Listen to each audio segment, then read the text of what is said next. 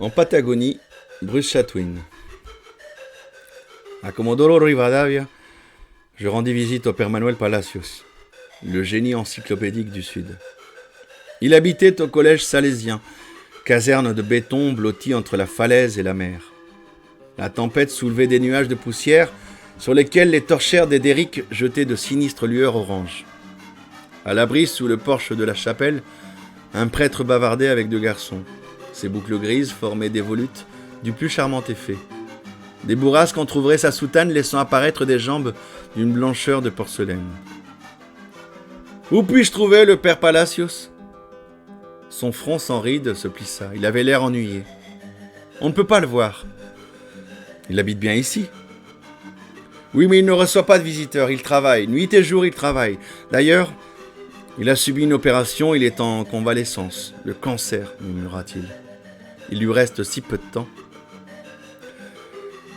Il brossa à grands traits la carrière de l'érudit patagonien. Le père Palacios était docteur en théologie, en théorie anthropologique et en archéologie. Il était spécialiste de biologie marine, zoologiste, ingénieur, physicien, géologue, agronome, mathématicien, généticien et taxidermiste. Il parlait 4 langues européennes et 6 idiomes indiens. Il rédigeait alors une histoire générale de l'ordre salésien et un traité des prophéties bibliques sur le Nouveau Monde. « Mais que faire de tous ces écrits ?» dit le père avec un petit rire embarrassé. « Quelle responsabilité placer sur nos épaules ? Comment protéger ce trésor ? Comment le publier ? Et pourquoi désirez-vous le voir ? Je crois savoir que c'est un grand connaisseur des Indiens. Grand connaisseur ? Il est indien lui-même. Bon, je vais vous conduire près de lui, mais je ne peux pas vous promettre qu'il vous recevra. » Aucunement dérangé par la tempête de poussière qui l'environnait, l'érudit était assis au centre d'un bosquet de tamaris, plongé dans un manuel américain de technologie. Il portait un béret bleu et un costume gris avachi. Les plis de son cou émergeaient d'un col de celluloïd, et il m'offrit le tabouret où reposaient ses pieds et me priait de m'asseoir. D'un geste, il indiqua à son collègue une chaise arrachée trop tard aux flammes et consulta une montre d'argent. « J'ai une demi-heure à vous consacrer, au cours de laquelle je vais vous présenter succinctement la préhistoire de la Patagonie. » Le père Palacios me submergea de renseignements, des statistiques, des datations au radiocarbone, des migrations d'hommes et d'animaux, des régressions marines, des soulèvements andins ou des récentes découvertes archéologiques. Pourvu d'une mémoire photographique, il pouvait décrire en détail chaque fresque indienne. Consciencieusement, je prenais des notes. Le père, la soutane claquant dans le vent, se tenait debout à côté des débris calcinés de la chaise. Je remarquai cependant qu'il ne me parlait plus.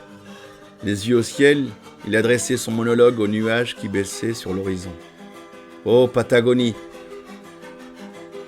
tu ne lèveras pas tes secrets aux imbéciles. Des spécialistes viennent de Buenos Aires ou même d'Amérique du Nord.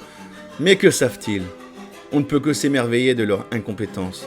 Pas un paléontologue n'a encore exhumé les ossements de la licorne. » La licorne ? Précisément la licorne.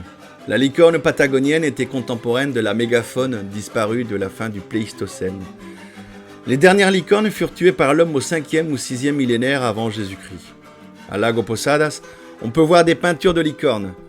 L'une tient sa corne toute droite, comme dans le psaume 92, « Et tu élèveras ma corne comme une corne de licorne », et l'autre s'apprête à empaler un chasseur et frappe du pied le sol de la pampa, comme il est écrit dans le livre de Job.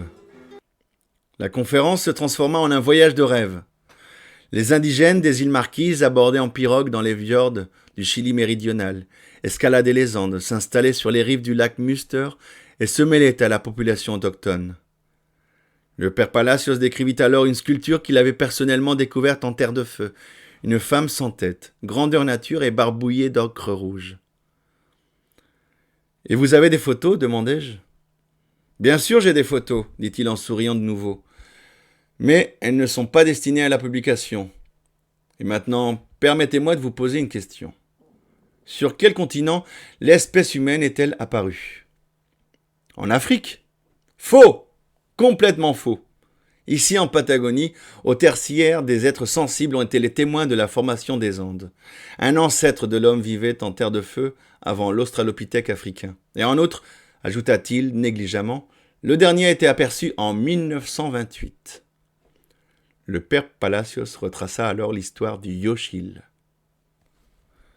C'était un extrait de En Patagonie de Bruce Chatwin. À cause d'un fragment de peau de brontosaure exposé dans une vitrine chez sa grand-mère, à cause d'une carte de la Patagonie, le jeune Bruce Chatwin a décidé un jour de tout quitter pour partir explorer ce bout du monde. Et le livre qu'il en est rapporté est sans doute l'un des plus curieux et des plus cocasses récits de voyage jamais écrits. Voilà encore un coup de cœur que j'avais envie de partager avec vous dans Livre à vous d'aimer. À la semaine prochaine pour un autre livre. Ciao!